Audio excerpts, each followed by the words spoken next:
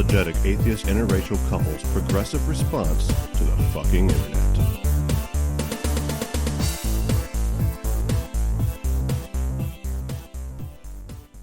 Every heartbeat bears are tame. Lions are the ones with manes.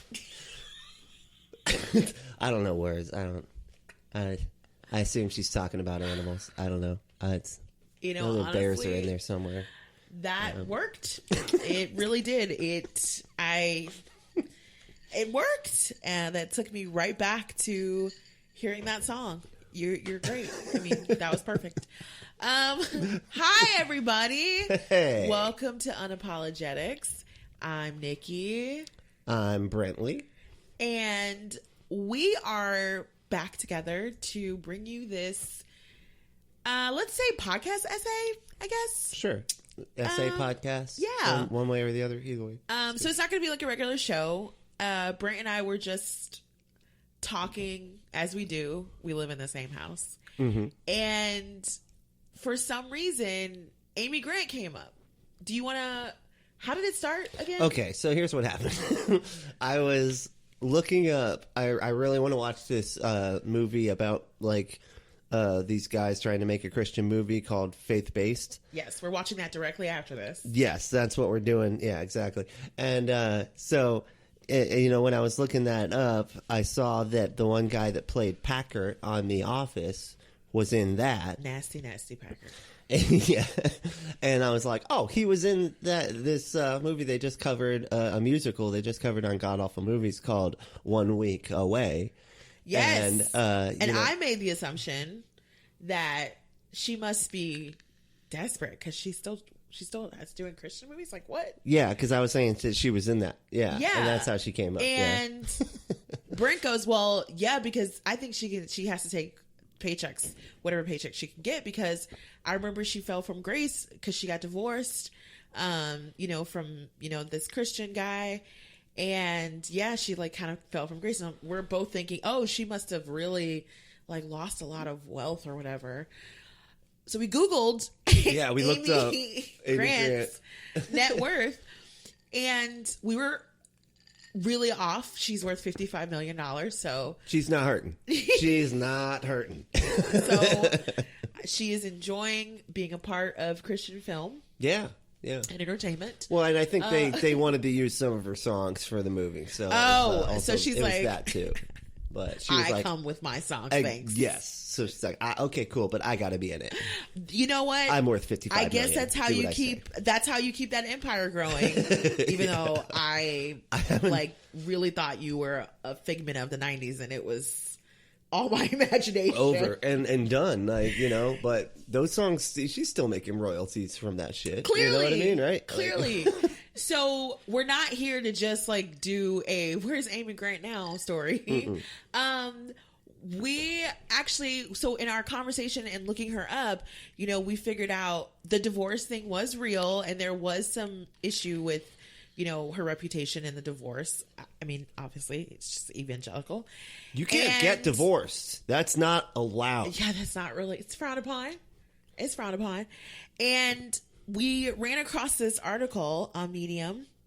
It was written by a Jonathan Paletti, and it basically chronicles her entire divorce. And we got such a fucking chuckle out of this. And not to like, it wasn't like a laughing at Amy Grant chuckle. It was like, holy shit, her first husband, Gary Chapman, was a disaster.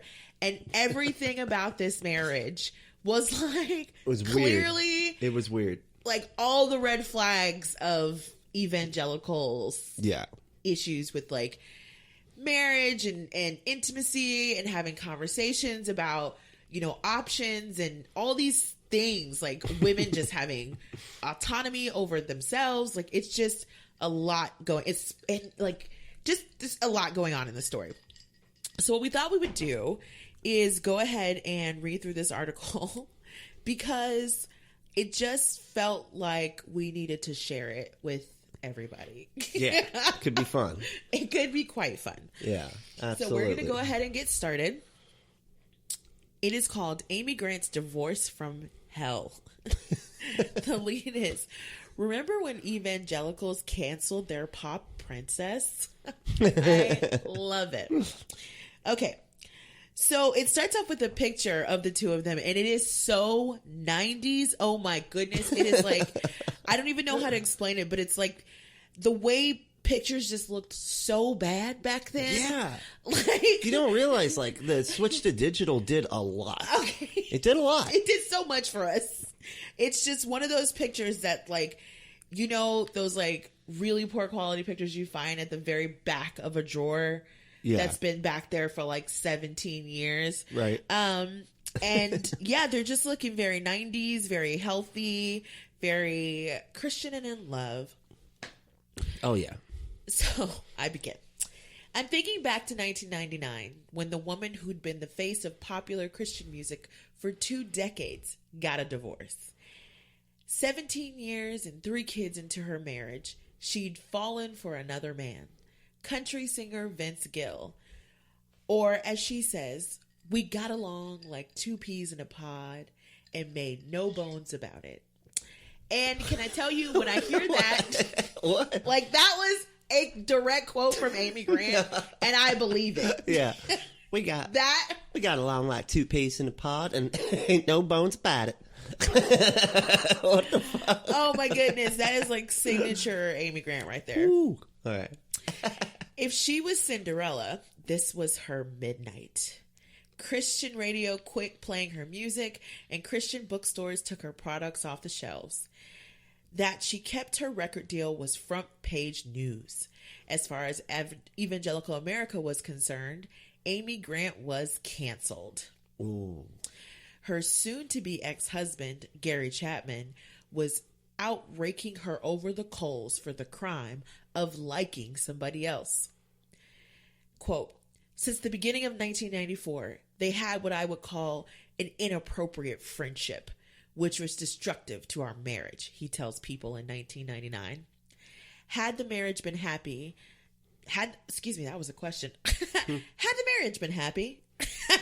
News was dribbling out. Gary and Amy were reported to have separated twice in the last 2 years. That's incredible. Wait, yeah. Twice in 2 years. That's once per year. I mean, that's a big deal. Yeah. It's a big deal. There was talk of Grant and Gill being secretly married. I guess people are so anxious to have some news that they kind of create news where there necessarily isn't any, she says. I love it when celebrities do that, because I'm like, you know that's going to come back to bite you, right? Right. Yeah. You know that, like, everyone's going to be like, Amy was lying, like, or like, she was not being truthful. I never, like, you don't owe anybody anything. No. But it's like, I'd much rather they just not comment. Like, you don't owe anyone anything, not even a fabrication of just say no your comment. current life. Yeah, you can just say no comment. Real easy. Don't owe us that. Like celebrities, you don't owe us shit. Seriously. And against widespread shaming of her as an adulteress, a delinquent mother and wife, with Christians calling her a slut, a whore, a 38-year-old woman with hardly any theological training turns to her own religion and takes them to church. Theological training. That's just funny.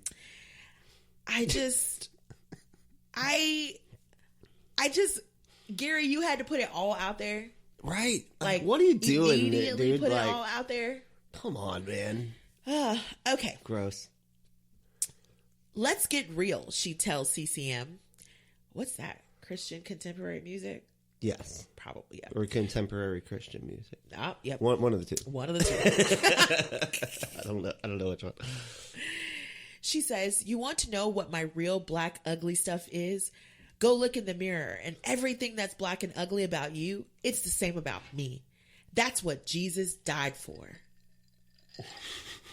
In other words, we're all born broken, damn it. Yes. You're just as broken as me. And I don't love the, like, black and ugly. Yeah. Kind of sounds like a conflation between... And it sounds like she's blaming herself a whole lot. And as we read further through this essay, it's like, really? Like, yeah. why are you blaming yourself? But I guess she's an evangelical, so that's the whole bag.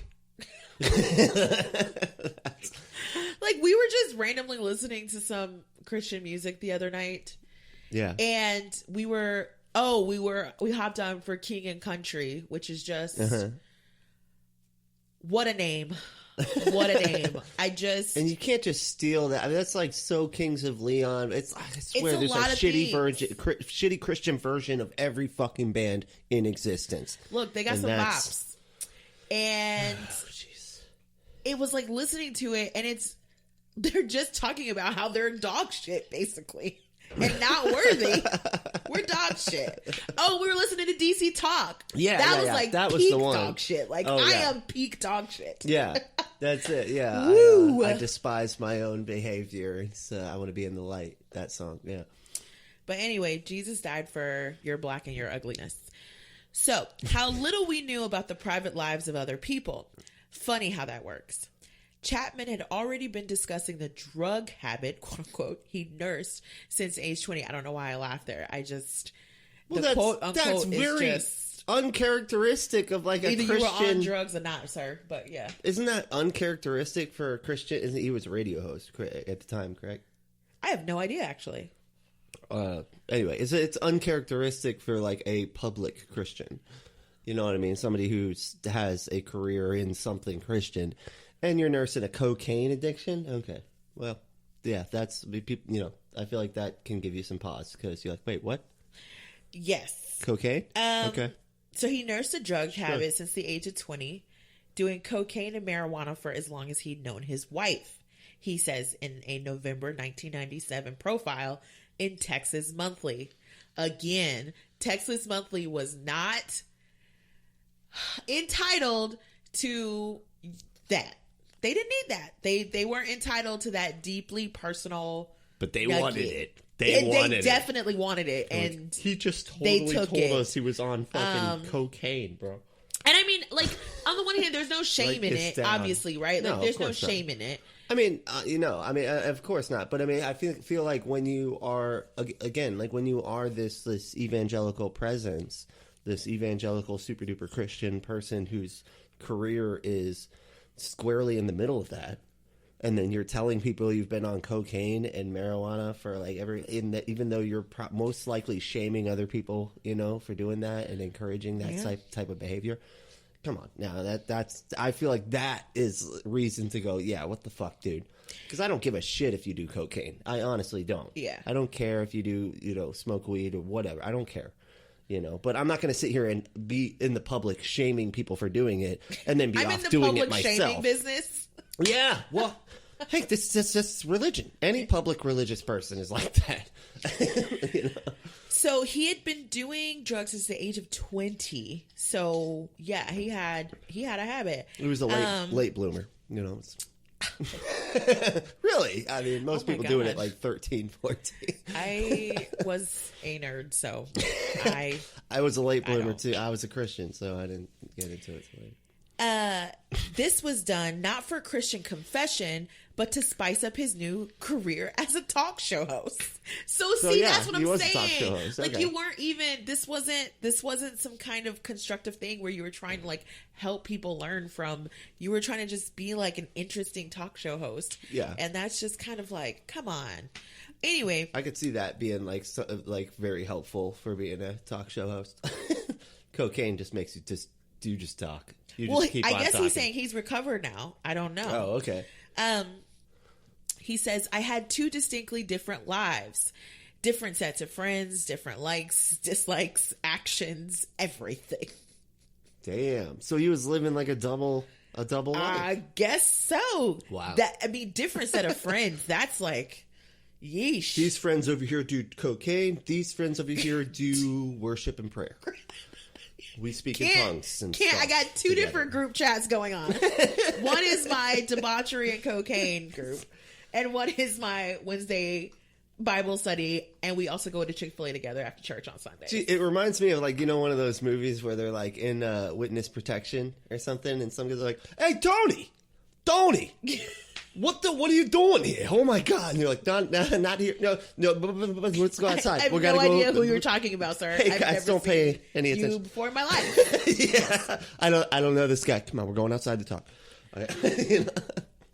But yeah, that's a huge red flag, right? So, because that's, I know I watch too much IDTV, but when I hear someone say something like that, different set of friends, different likes, dislikes, actions, everything, I'm always terrified that it's going to be like a murder situation. Yeah, serial killer. Because Like, those folks go through so much to keep those lives separate that if you happen upon the life that they don't want you to see, you cannot be positive of what the reaction is going to be. no. Yeah, that's really terrifying. Right. The reporter notes that Amy had let drop in another interview that after a lifetime of anticipation, her wedding night deflowering wasn't quite what she had hoped. In fact, she termed the first 4 months of connubial romps a yawn. So, wedding night deflowering. Oh, that needed to be public. You know what? I'm just gonna, at this point, I'm no longer questioning it. These people want to tell us everything, and I'm just gonna receive it. But oh man, wedding night deflowering, and she was a virgin.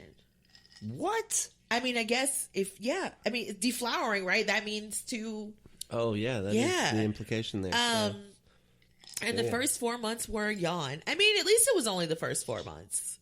Like, honestly, evangelical marriage, getting married super young. Right, that actually years. tracks. Yeah, that tracks, because you're going to take forever to finally be like, hey, you know that thing that's called sex? You're like, yeah.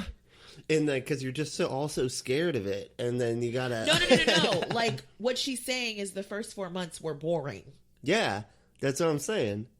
Because you can't even... Wait, you feel weird about having sex and stuff with each other. Oh, I see what you're saying. All So it took 4 months to get comfortable. Yeah, okay. yeah. Gotcha. Because you hadn't had sex up until that point. You know what? You're right. Because yep, you're right. I can see that. All right. Good job. At least they got there. Yeah. But gosh, that's really personal to share. I know, right? Like that's come on. You're talking to the like, world. I can see her logic. Like, it's really helpful probably to a bunch of like young evangelical wives reading this newspaper, knowing that like there's hope for you yet. But also as to like your partner, that's a lot to share. I mean, it's kind of like kind of throwing your partner under the bus a little bit there. It feels like. Yeah, because I don't know why I assumed it was his fault though. Why did we assume it was his fault? I guess always because it's her the guy's fault. No. I'm just kidding. But I guess because it's from her perspective, so we have to assume, right? Right, that's true, right? She's like, I was doing everything perfect, and he was fucking up. I sit with the story of the most famous Christian marriage in the world. An addict husband, years of bad sex and counseling, living separately while she's profoundly drawn to someone else. Wow. So yeah, she just straight up said years of bad sex. Years of bad sex. That is always like implicate the other person. Did it feel like, as in a former evangelical Southern one at that, did it feel like Amy Grant was really, like, her marriage was something people were paying a whole lot of attention to and was important? Oh yeah, it was huge. I remember like my family, like I think we saw Amy Grant. I want to say at like one of the Disney or Universal Studios did these things where they had everybody would go to the park after it closed, right? Mm-hmm. And then they would do this nighttime and they would have all these concerts. Mm-hmm. And I remember seeing that, and I feel like my mom would like really wanted to see her at the early one, and this was before all this took place. And so we were all about Amy Grant, and it was like it was top news for evangelicals. Like it was the front page shit for the stuff that we read. Wow. So that's interesting because I seriously just saw some Amy Grant videos, listened to her songs on the radio a few times. Mm-hmm. I think she was in a movie probably or on TV or something that I'd seen. That was it. Like, no giant cultural impact upon my household. She was big time in the I mean, no Christian hate world. at all. Definitely enjoyed her, but I did not get the cultural impact. But we wouldn't, because Christian contemporary music and gospel different. are two completely different worlds. And she was one of the few people, and that was the thing. She was really big in the Christian world, right? But she crossed over, and then she got songs that were on like actual radio and stuff. Yeah. And there were a lot of people that weren't okay with that, but there were a lot of us were like, "Hey, that's actually really good," because we're spreading the message, or at least showing the world that we can be fun, too, or whatever, Yeah, always trying to take over in We're a secular just world. as good at musicians, we promise. And what matters to the faithful, what always matters, is the rules. Grant and Chapman met in 1979 when she was a freshman at Furman University, already with one album. Oh, go Amy. Yeah. He asked her out. She said no. He was a singer-songwriter, and she'd be the most gifted interpreter of his music. His song, Father's Eyes, became the title track off her second album and her first big hit. Yeah. Grant looked then like a girl folk singer with bushy hair.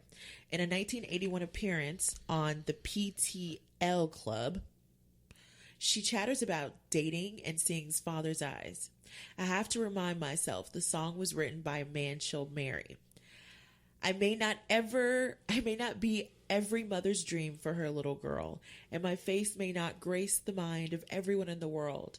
It's like Amy had stepped out of his creative imagination, the girl of his dreams. Chapman kept calling her, sending tapes of his music. In the summer of 1981, he got a spot as her opening act. That's real. No. Everything about that is just uncomfortable to me. That's weird, yeah. Can we go back to these lyrics? I may not be every mother's dream for her little girl, and my face may not grace the mind of everyone in the world. He was like basically subliminally lower your expectations. Lowered expectations. Like, settle. Oh, that's awful. Oh, fuck. Amy says, I guess I didn't realize he was courting. I thought we were great friends. That's all. He became a part of my family. They took him in because they thought he was just a companion to their little girl. It was pretty sneaky. In June 1982, they married. And He was sneaky, but, I like a good sneaker. You know what I mean? Like, I like somebody who can sneak right in there and be like, hey, now we're married. I cannot stand. Oh, shit, I didn't even. Oh, good one. Wow. Jonathan was just Didn't even basically realize. like, I don't know what to tell you. This is all I got. All I know is this is what she said, and then she was up and married. And I'm like, where's the middle part? Like, they just let this dude take over her family, and Right? Because that's the courting shit, is where you don't go to the person that you're trying to marry. You go to their fucking parents. You know what I mean? First. oh my goodness. Like, you're like, hey, I really want to court your daughter, And then look you how just- awesome I am. Hey, can I do this for you? Can I do that? I'll work. You want me to fix your carburetor is just clearly bad in wild your to car. Let me me. get that for you. You do, you know what I mean? That's just wild to me that Amy never, felt like she had a say in it. That it was just like, if he wants to come around, then I just have to accept that. Yeah. I don't get to say, no, this is my family and this is a boundary. You can't be here. Right. Oof. And she just up and got married. Years later, typically vague on details, she later recalls it had been rocky from the get-go. I'd been holding steady for 15 years in something that was not easy to hold steady. Yeah, I think 15 years you've proved to yourself it doesn't work. Yeah, that's enough time to evaluate. I mean, I feel like it's like 5 times maybe the amount of time you need to know, yeah, I was gonna say if it's good or not. 2 years into, is that like the evangelical tax? It's like an extra 12 years. Yeah, just wait. Just see if you can. It's like, wait. From the moment you feel like it's not going to work, add 10 years. And then, yes. And then after that 10 years, see how you feel. 2 years into her marriage, she knew it was in trouble. 2 years down, 15 to go. Of course, she was busy being a superstar. I am really striving as an artist to be relevant and to communicate, she says in 1985 to the Washington Post. I don't want to cling to the past. You become a musical has-been if you keep trying to make the music what it used to be. Good. Okay, Amy. Okay, that's Good. true. She had a vision. Yeah. As I flipped through photos and interviews of her over the years, I realized how unchristian she seems in being dynamic and alive. Hold on. What? Basically, so being dynamic and alive. Jonathan just described y'all as a bunch of dead-eyed zombies.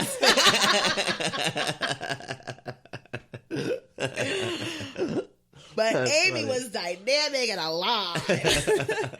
She was having too much fun, and that is very unchristian. Unchristian. I have a big problem with the word Like, unchristian. you just seem light. You seem like you might like yourself. No. In many churches, they were solemnly singing 100-year-old hymns as women didn't speak, and their clothes were patrolled to make sure they were feminine. Whoa. Uh-oh.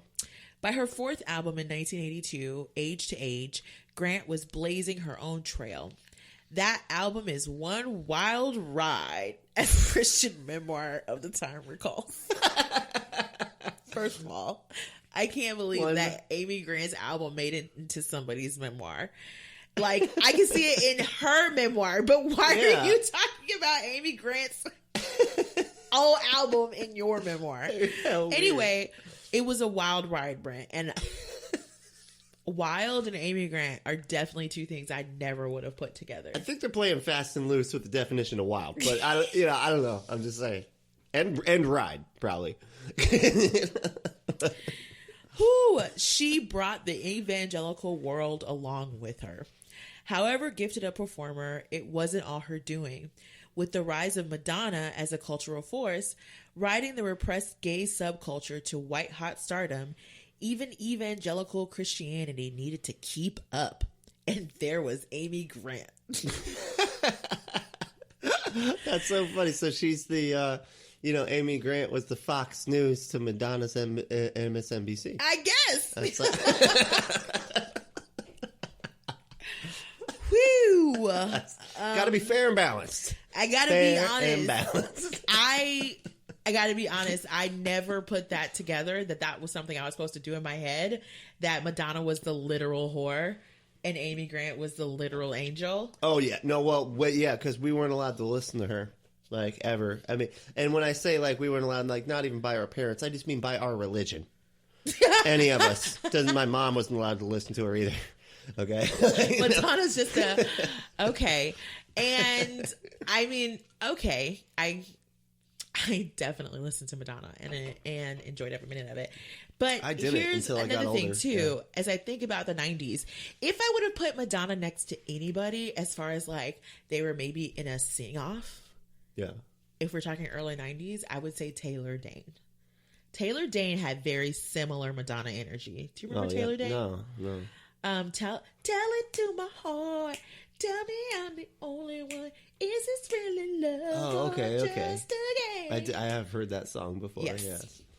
But I mean, is she like the energy. conservative version? Is that what you're saying? No, I'm Oh. saying like if there was actually anyone who was doing a sing-off in the early 90s, Amy Grant is not a part of it at all. Oh, I see. It's definitely a Taylor Dayne Madonna situation. Right. Well, that's the. But I mean, that's an ideological If we're not even counting difference. R&B, we're just talking about contemporary pop or whatever. Right. Because I think that they were saying like she was as much of a phenomenon for the conservative world as Madonna was. No, I for get the it, but I'm just saying. I'm just adding more 90s realness. Okay. Yeah. Jeez, I forget you're like a Christian kid, so you don't understand anything. Like all the pop culture references, he just doesn't get them. As far as music goes, he just doesn't get them. Anyway, I don't. She changes from folky girl to electric performer with transvestite edges. And I'm going to be honest with you, that was a trigger warning. I don't even know if that was, I feel like that wasn't the right word to be using. What does that mean? Why would you use I don't know. I guess because she likes to wear blazers. that? Doesn't. I don't know. That's not what that word follows up. fucking means. Regularly wearing male clothing. That's not what okay. And we don't fucking use that word anymore for good reason. Being called the Christian answer to Madonna. I'm just reading the article. I know. I'm reading the article. Hey, it's not your fault. Being called the Christian answer to Madonna is part of her life and wears on her. I don't guess I'm trying to be an answer to anything, she says in 1985. It's kind of cheap to say, there's a Madonna. There'd better be a flip side. So she was aware of this and commented on it. Interesting. See, yeah. A 1985 letter to the Sacramento Bee reminds me that Madonna versus Amy Grant was a subject of public debate. It was. I feel like I do remember that, actually. It's like people being like, it almost reminds me, it's very analogous to the Good versus Evil tour that POD and Marilyn Manson did. It was almost kind of like that. I had forgotten. So that was later. That was like 2000s. But, I'm just saying, like, that was sort of like, the POD versus Early Marilyn 2000s Manson. are just... How many cultural touchstones did we actually keep from that era? It was such a garbage time. Oh, we threw it all out. I feel like most of us were like, oh, yeah, I forgot about the Good versus Evil Everything tour. was colored so bright. Why? I know. And the pants were so big. They were so big. Grant is such a welcome relief with her, and her lyrics provide not only an alternative to moaning and groaning, but they tell of something real, something deeper and more meaningful in life. All right. Okay. Grant reads as spiritual, but she was also sexual. I never picked up on that. No. Remarkably, in the public mind, she could be both at the same time. Religion turned around and started going forward. Her interviews are full of her pro-sex stance. She comes off boy crazy and sexually precocious. A 1985 interview in Rolling Stone was more noted for her recalling skinny dipping in the ocean. But she also talks about how she'd gotten into the Bible study for the boys. All right. So Look, funny. Amy has a good publicist. Right?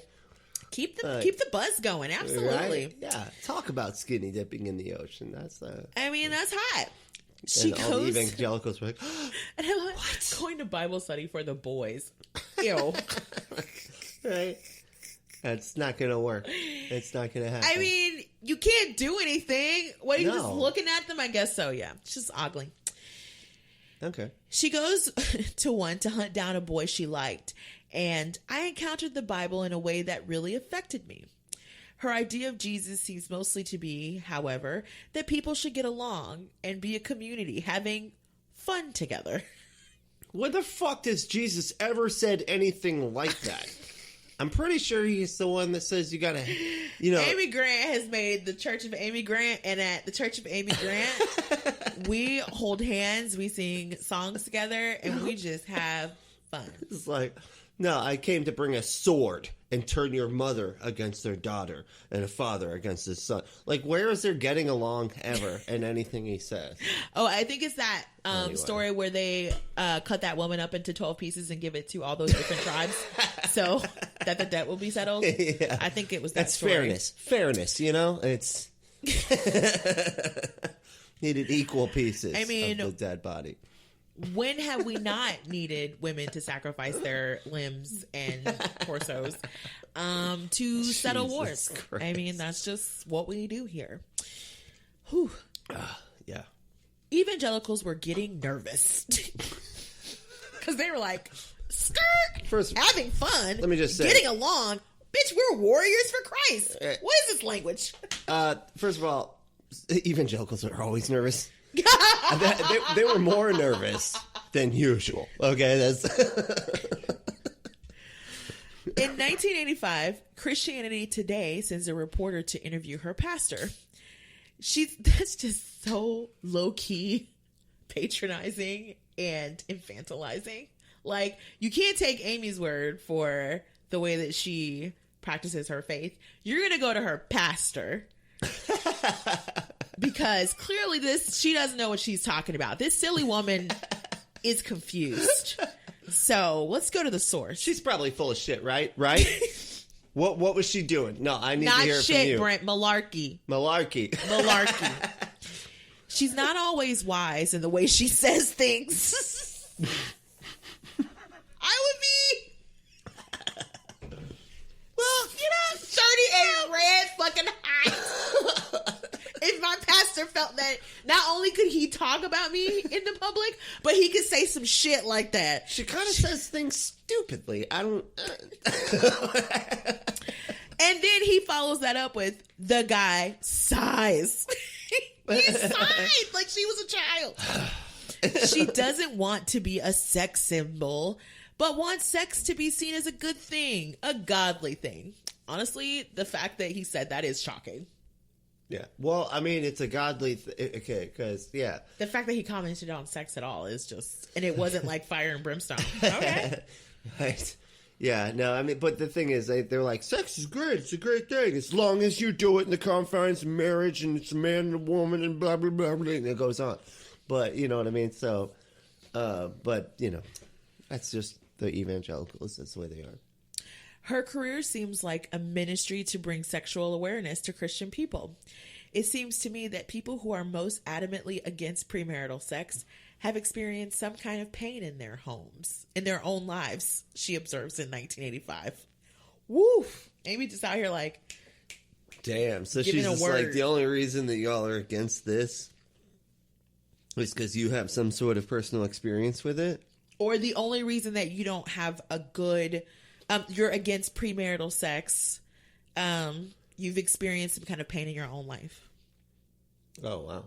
Oh, yeah. So it's so was that her low-key saying she was having sex before marriage? Right. And that's what I was thinking, because didn't earlier she just said that she wasn't? That she was a virgin? She was being deflowered? I'm not going to look deep into that because you got to do what you got to do. But also, I mean... You're an evangelical trying to make Christian music. If you're lying, that's just they make you lie. You can't be like, no, it doesn't. I'm not even judging her. That's her business.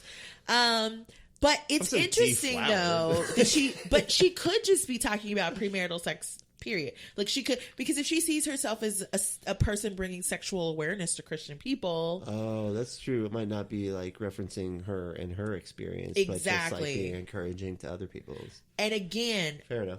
All my memories of Amy Grant, I never picked up that she was like literally a sex symbol among Christians and like somehow of a sexual teacher. The funny thing is, I never picked up on that either. I didn't. Nope. Princess news to me. Yeah, I didn't. I didn't realize that. Maybe I was a little too young, I guess. I was born 1984. Apparently, your mom. So I was one when she did the first interview there. You know what I mean? Apparently, your mom didn't pick up on it either because I don't think you would have been listening to it. That's true. That is very true. She advances a new idea of the Christian woman. I felt that a Christian young woman in the 80s is very sexual. She says, though it's never been taking my shirt off or having my tongue sticking out. I don't know why I feel like I have to really. Because you don't want to. What? That's so fucking weird to me. Like, I'm still stuck on. I feel that a Christian young woman in the 80s is very sexual. People being a Christian. It just is a weird qualifier. How? Like, how? If I'm like, you could have just said young woman. You could have just said young person. But Christian is just very interesting. Yeah, that's weird. Like Madonna, Grant's act continues to be notably queer, as when she's singing Rich Mullins' gender-free and arguably gay love song, Doubly Good to You and Love of Another Kind. Fucking what? Rich Mullins? Okay, who's Rich Mullins? So Rich Mullins is this very religious singer who does that song that I play sometimes called My Deliverer is Coming, My deliverer Oh, is standing by. yes. And it's like super duper fucking just nothing but worship. Oh, Jesus Christ. oh, that's quite hilarious. What the then. fuck are they taught? Like, I don't know. So gender free and arguably gay love song. So Because she's Okay. singing his song? yes, because if Rich Mullins, do you think? Okay, My Deliverer sounds like a very like masculine song. Yeah. So are his songs ones that lend themselves to women singing them? Like, do you think he would be cool with women?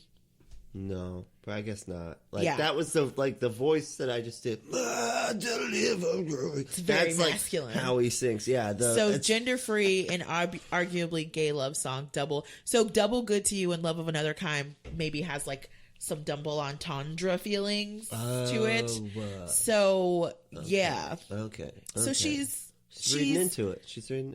experimental. Yeah. Okay. She's and like not playing by the rules necessarily. Yeah, because you Or can't. the gender rules anyway. I was gonna say because like if you're covering a song and you're like how like there's like popular pop songs that are done by like Britney Spears or something and somebody like covers it, they always feel like they got to switch the gender, for the where like if it's Make like it hetero. boy, yeah, exactly, to say the opposite of whatever the yeah. So much I wonder energy. if- So much energy. That's just so dumb to me. Just sing the fucking song, weirdo. So much energy. She'd say she wasn't a religious figure. I'm a singer, not a preacher. I'm not looking to convert anybody. Thank you, sis. She tells the LA Times in 1984, but it's theology to tell people it's okay to be sexual, gender bending, and fun. If the Catholic Madonna was the bad cop, Protestant Amy was the good one. I mean, I don't know how hard Madonna held on to that Catholicism. It was kind of a shtick. No, that was cultural, and that's it completely. It's like being a Jewish atheist. Like it's just cultural, Yeah. Her husband travels as part of her band. There's lots of talk he was jealous of her career. Some of it is from her. It gets weird when I'm always in the forefront, she says in 1986. Oh, goodness. He's already gaslighting her. When he got a recording contract, she says, that has really been a boost for our relationship. It's like basically when that motherfucker got a job, he stopped complaining so damn much. The Texas Monthly Profile is a portrait of a Gary Chapman who spends years simmering that his wife is selling out stadiums and he's out with the band or the kids. He takes to performing during her intermissions, but nobody is paying attention. First of all, intermission is just that. Intermission. That's what it's. People need to go get their drinks. They need to go get their hot dogs. Go to the bathroom, like. Seriously, go to the bathroom. They need their beer. Oh wait, this is a Christian show, so they need their sparkling water. Yes, probably milk. I would assume milk is an option. Here's your carton of milk. Milk, I don't know. Your little mini milk carton, juices, like you're in fucking a variety of elementary juices. school. Definitely Coke. Definitely Yeah. Coke. Oh, sodas. Yeah, big time. Yeah. Oh, yeah. I had a lot of reasons to be angry. He said, no, you fucking did it. During the intermission, people were like getting sodas while I'm trying to fucking play some music here. That nobody came to see. And they're just not even, they're going and getting Cokes while I'm fucking, God, it's a good song that I played. I don't think any of the reasons were valid, but they were to me at the time. I know that I felt overlooked. So that's some self-awareness.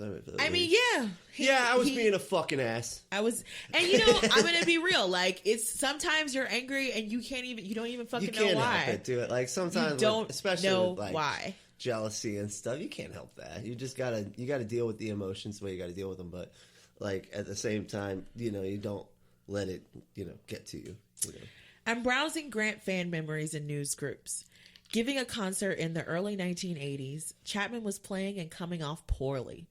As the audience starts booing him, he throws down his guitar and shouts, "You're just jealous because I'm married to Amy Grant," and storms off stage. I need to see this. It's got to be on YouTube somewhere. I think it Please is. tell me somebody was recording. I don't think it's on YouTube, but it's somebody wrote about it. I want to see it. Can I tell you, that sounds like that definitely sounds like a Coke temper tantrum right there. Yes. Oh, you're right. You're just jealous because I'm married to Amy Grant. And I'm good. And she likes me. She says my songs are great. The reviewer adds, then he hit on my friend backstage when she was trying to interview him. Told her she was nice and curvy. Shit. You know one thing I'm noticing about you right now. Just gonna come out here and say it. You look nice and curvy. Okay? I said it. Okay? Like you can get mad at me or whatever, but you're nice and curvy. That is epic fucking scumbag right there. That is epic fucking scumbag. Like, I'm just picturing Danny McBride just because fucking I can't help it. He is good at epic scumbag. Yeah. But to storm off stage after a temper tantrum, instead of just accepting that, like, nobody likes your music, so stop putting them through this. Like, that was a moment for self-awareness, but we get it. Everyone gets there at their own time. But then to go backstage and hit on the reporter. To be like, you're jealous that I'm married to A.V. Grant. Now let me go see if I can get some action. And then like, nice and curvy. You're supposed to be a Christian man. And does that work on women? Does that work on women? Hey, you got curves. So honestly, it depends on if I find you sexy. I don't know. Curves like, there. Listen, what the fuck? Like, it depends on who you are. Some people can carry it. Okay. Judging by the fact that he just ran off stage because people did not like his music, I'm guessing he's not the type of dude that can carry that. And then was doing an interview. So wait, was she doing an interview because he just did that shit? She's like, oh, I need a story. We got to talk to him right Probably. the fuck now. Probably. Right I mean, now. that seems like a scoop. Yeah. He's just like, you're looking nice curvy. Oh, goodness. Another memory from a concert in the mid-'80s. Amy comes out at the end to take her bow. Gary comes out to take her hand, and she snatches it away. Oh, that's fucking cold right there. That's ice cold. That's a Amy, Trump but like, move. why? How dare you come out while she's doing her bows? You don't have any. What are you doing? He just get. I feel like it's like a cartoon, like a Simpsons, and you see him like and run out. It's like, no, this is not for you. Amy sort of suggests she wasn't exactly in love with her husband, but that would be optional for Christian marriage. So apparently Christian marriage is different from all the other marriages in the sense that love is optional. Yes. If I had my druthers, she says.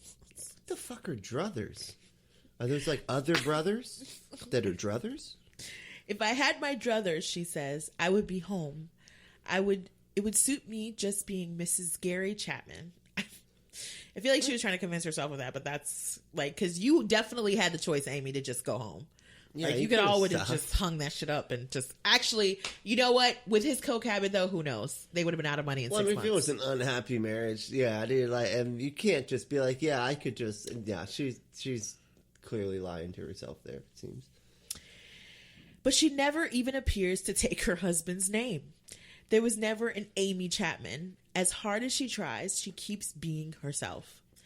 My personal feeling on love is, she says in 1985, if you're with somebody long enough and have an inclination toward one another, chances are you'll fall in love. Oh, inclination. That is toward one another. I mean, usually people are just like attraction or bond, love. Even sometimes people use that word. Does she not know what that word means? I feel like that doesn't. Whoo, she don't rationalize this decision so much in her mind that she's not even using words right. I know there are people who meet for the first time and fall in love. A lot of times it comes from being stuck in a situation. Ooh. What? Wait. So she's saying, okay, if you're around somebody long enough and you have an inclination toward each other, chances are you're going to fall in love. Basically, she's saying, like, I was stuck with this man for so long that, of course, I ended up falling in love with him, as opposed to falling in love with him in the beginning. Okay. So basically, she felt forced. She felt forced into falling in love with him because she had an inclination towards him, and he literally just would not leave. Okay. Well, I mean, this is from the 90s. 80s. Or 80s. Mid-80s. Mid-80s. Yeah. That was 1985. She said that. Seemed to be like the romance concept for all 90s romance. Look, she said love was optional.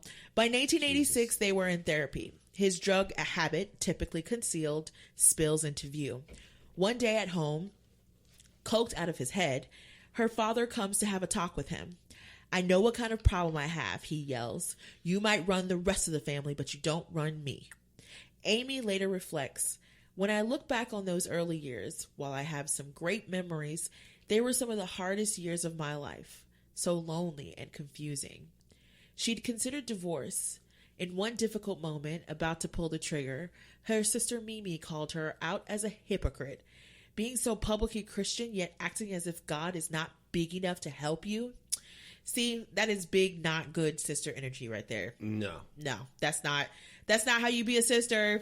That's not how you be a sister. Like, how can you watch your sister? I bet there was some schadenfreude there. Like, yeah, yeah. You're Amy Grant. You have you're beautiful and you're a great singer and you have all this money and you still suffer because you have a shitty husband. Yeah, exactly. Or she just really you're not Jesusing right. I don't know. Okay, because that's like her. That's the sister's shield is like, but I'm Jesusing better than you are, and you, Amy, are not Jesusing correctly. Because, you know what I mean? Like, she had that, like, that's what makes me a good person is Jesus. And you're clearly not doing it right. And yet acting as if God is not big enough to help you. So basically, get back in that marriage and pray it away. Right. Yeah. That's your solution. You can't divorce, okay? This is clearly from God. So you gotta fucking make it work. In retrospect, Chapman seems in total denial about his wife's concerns. He's interviewed for a 1988 cover story for CCM. The marriage, he reports, has been a little harder than I have ever admitted. Living in her awesome shadow has been difficult. But he adds, the marriage is great. That's good. Yeah. No mentions of being a junkie.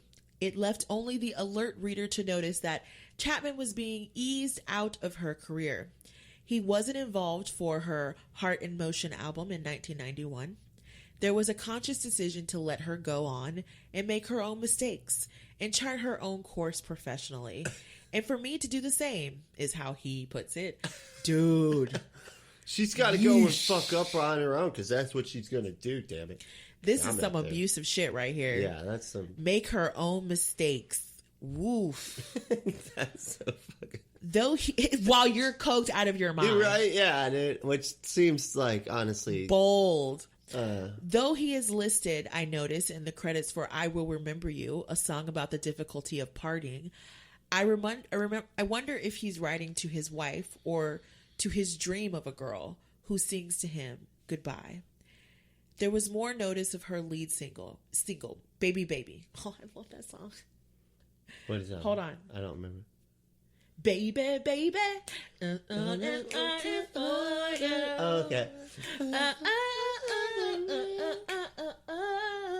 Yeah. For a minute, baby, I'm so... Okay. There was a conscious... I do remember that. Took me a sec. Sorry. I'm all lost. Okay. Baby Baby caused an evangelical uproar for Amy playfully dancing with a male model. Wow. That was not her husband? Woof. What? On the album cover, she's wearing a scarlet dress. It could have all been clues to a religion that wasn't good with them. I don't know what that means. I don't either. To a religion that wasn't good with them. It's good for them? With them. Oh. I don't know. Oh, kind of or like... maybe like they weren't so it's, settling into Christianity comfortably. Right. Okay. Like they're kind of like, yeah, Christianity's sort of how we got big, but we're just going to start moving over this way. With her 1994 album, House of Love, the scandal starts. She had an eye on a collaborator for the title track. I think that a part of me loved him instantly, she later tells ABC Primetime. Oh, Woo! shit. The tone is changing. It's lifting. The video they shot for the track seems outrageously flirty. In the gossip whirlwind which ensued there were morsels of news. Vince's ex-wife reports finding a note in his golf bag. I love you, ... Amy. Eesh. That's gutting, though. That sucks. That sucks. I didn't realize Vince Gill was married. Well, of course he is, but that sucks. Damn. Chapman recalls that in late 1994, Amy tells him, I don't love you anymore. You're the biggest mistake I've ever made. I've given my heart to another man. All right, Amy, for being just honest. Damn. She just like that. Look. Here's the truth. More counseling. Ugh. She tells him, how do you counsel from that? I mean, I'm just like, I told him I didn't love him. I'm going to get a U-Haul. I'm going to put a security deposit down somewhere. I wish you the best. Because that right there is just like, you know what? I got to go. More counseling from pastors or religious figures, not mental health professionals. A line from one sticks in her mind. Amy, God made marriage for people. He didn't make people for marriage. He didn't create this institution so he could just plug people into it. He provided this so that people could enjoy each other to the fullest. What the fuck does that... What? What does that mean? That basically if God chose you two for a marriage, then it was on purpose and you need to be finding a way to make it right. Fucking enjoy it, damn it. Like, I know you hate each other, but just figure out a way to hate each other pleasantly. Yeah. And enjoy it, damn it. Her 1997 album Behind the Eyes with tracks like I Will Be Your Friend and Takes a Little Time would be called her divorce album, as if the story was always there in the music before it was in the papers. After a lengthy state of separation under the same roof, oh, that's so hard. She'll say in August 1998, she tells Chapman, I believe and trust that I've been released from this. Oof. I'm like looking at the fights right now of him just like losing his shit. And she's just like serene as fuck because now she knows what actual love feels like. And she's like, this is not it. Right. So you can be as angry as you want to. You can take me to as many counselors, quote unquote, as you would like to. But I now know what love is and you're not going to move me from it. Right. For a final opinion, she went all the way up the feeding chain. In 2007, she published a sort of memoir, Mosaic, Pieces of My Life So Far, which is almost nothing about her first marriage. She does recall, however, that she arrived to play a Billy Graham crusade in the late 1990s and thinking, out of respect, I felt that I needed to tell him that my life was derailing. Graham was, she said, the first person she told. That seems... You told Billy Graham that? He was the first person. Wow, that's... Okay. She'll clarify later that event was in San Antonio, which was in April 1997. The date here is a little funny. It's the same month she learned that Vince Gill was separating from his wife and had announced plans to divorce.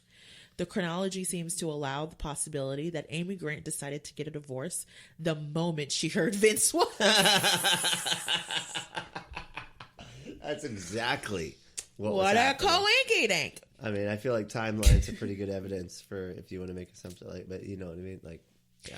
She sits with Graham, the aging patriarch of evangelicalism, and updates him on her decision. In reply, he talked about his family.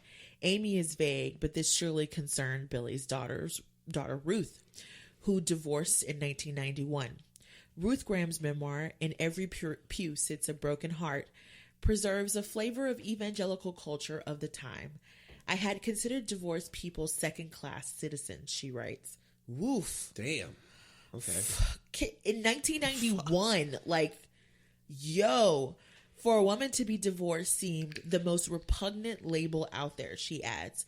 I felt as though failure would be tattooed on my forehead for all to see and judge.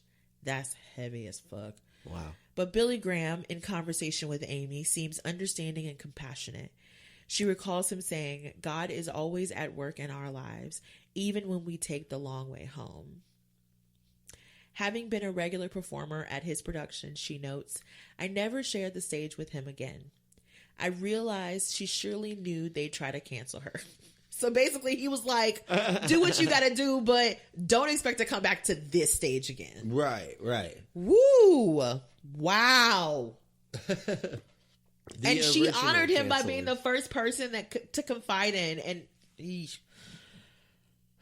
okay. Wow. This is what Christians do. But she had no intention of playing the part of the shamed woman and mobilized her reputation and resources to ride out the storm. I know that's right. God damn. During the Christmas season in 1998, she recalls, my family knew what was coming, so I had a real sense of dread just approaching the life change of going through a divorce. It's like slipping off a waterfall.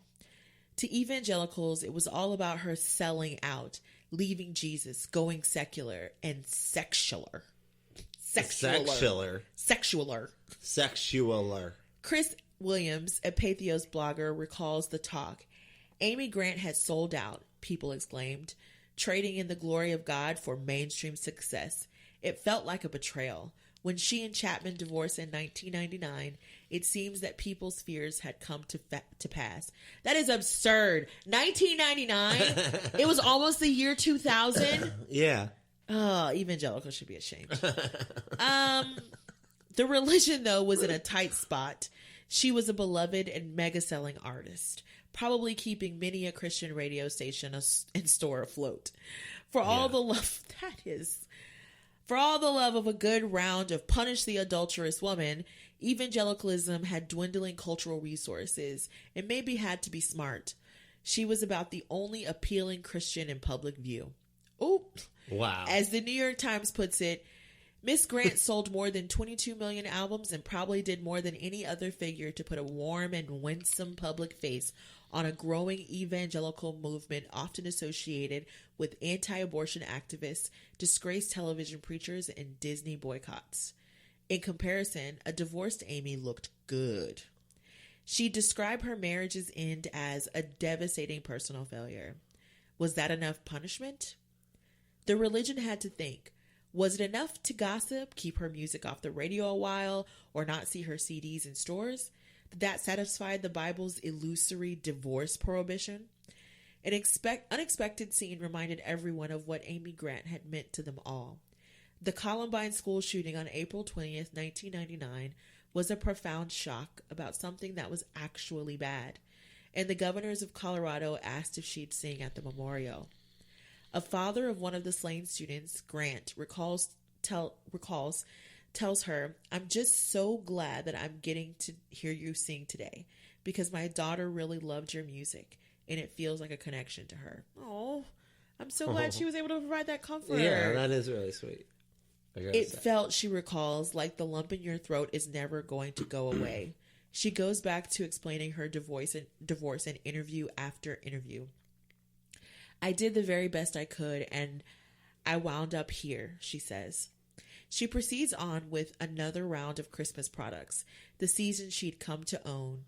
It'd been a long time since I felt clear-headed, and I do now, she says in late 1999 to the Tampa Bay Times. What? Hey. It came at a really high price, but evidently it was a price worth paying. Oh, that's so I like that. Yeah.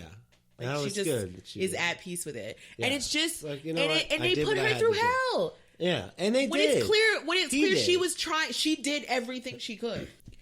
Chapman keeps playing the role of cheated on husband. It was not God's will that we divorced, he says to CCM in 2000. From my vantage point, we had one irreconcilable difference. I wanted her to stay, and she wanted to leave. Everything else, God could have reconciled. What? Okay. Hold on. Now, if you say it's an irreconcilable difference, that means it's irreconcilable. all right. Irregardless of your God. Irregardless. That's right. I said the word I hate. Because I'm sure, he probably likes that word. Everything else God could have reconciled. I mean, so I guess he's basically just blaming her because she wanted to leave. That's it. Because It's he's saying your fault all because of his you want to faults, all of his abuse and gaslighting and just assholery, honestly. Yeah. Could have been forgiven. It could have been reconciled. But it's just that Amy wanted to leave. The same year, he remarries. Oh, okay. Okay. And divorces in 2007. He remarries in 2008 without much public commentary on any of that. God, guys. That is, I couldn't even tumbling. imagine. He's spiraling, dude. That is, wow. That's like that. You're just in major fuck it's mode then. Yeah. You're just like, fuck it. Doesn't I don't matter. care. My heart's already been stomped to pieces. Doesn't matter whatever happens out of this. So Right. let's just go with it. It seems Grant was also released from the Madonna thing. She drifts back to her more natural vibe, a Tennessee gospel singer, a woman. With Christian media on the prowl for remorse, she'll do her best. She tells CCM in 2001, "There's not a week that doesn't go by that I don't really cry out from the soles of my feet and just says, God, let me go back. How could this have worked out differently?" She came to her peace about it as a Christian. Jesus led by compassion, she says. No one is ever changed because of judgment. No one's ever healed through judgment. Again, she doesn't know like anything Jesus actually said. All he did was talk down to everybody. Like he would just not like, even when they were like, "Hey, you're so good," he'd be like, "Why do you call me good?" I mean, he seemed, it's so funny. It's because isn't there a verse about throwing stones and all that stuff? It's judge not, lest ye be judged. Exactly, as, that whole thing. But then he gets to do it. That's the thing. That's, Well, I mean, so he's God, so. But he doesn't even say he's got. Okay, but I mean, doesn't he, that's the whole point of it? He gets different roles. yeah, he. But it's not different does. roles because Christians are pretty judgy. Yeah, and each gospel's a different version of Jesus. But anyway, but yeah, There'd be scenes, as she'd note, because my life is so public, I got a good talking to from a lot of people. The nerve of these people. The wish for her penance became insistent. In 2002, CCM sent a young reporter, Matthew Paul Turner, to interview Grant about her new album of hymns. He arrives at her house with her editor's ultimatum. If she doesn't make a public apology, then she's not going in the magazine. What the fuck? so she has to apologize to him? Christians? To Christian? Oh, just to all the Christians. Well, she has to for apologize. divorcing? Yes. Oh God. Like that has to be a part of the story, is her apologizing to Christians for I am getting so divorced from a sorry terrible person. that somebody was so awful to me that I had to not be around them anymore. Awkwardly, Turner explains he has to ask if she'll apologize. She thinks, "Do I feel sorry because my life hasn't turned out like I thought it would?" she says. "And because of that, I have fans that feel disappointed or betrayed? Sure. I never make a decision without considering how it will affect the people in my life. Sometimes I do that to a fault. I believe it." No shit. She thinks some more. "The hardest part for me, Matthew, was forgiving myself. But once you do, you can't keep going back. You accept the grace and live." Oof. Yes, Amy. Yeah. I Bring mean- it on. Yeah. Yes. Good for you. He wrote the story he wanted to write and saw later that CCM ran a rewritten version with Amy apologizing using fabricated quotes. "I did the best that I could, and in some areas my best was not good enough," the fake Amy says. Ugh. What? They changed her words Wow. That's fucked up. to make it seem like she was still beating herself up about it. Because they just can't have her just like being confident. And just No. going, look. She has to shit just- publicly not feel good enough. Wow. She has to feel shame. Oh. "I've made some bad choices." Wow. "But mostly people saw she was happy. Even in evangelicalism, she counted for something." Wow.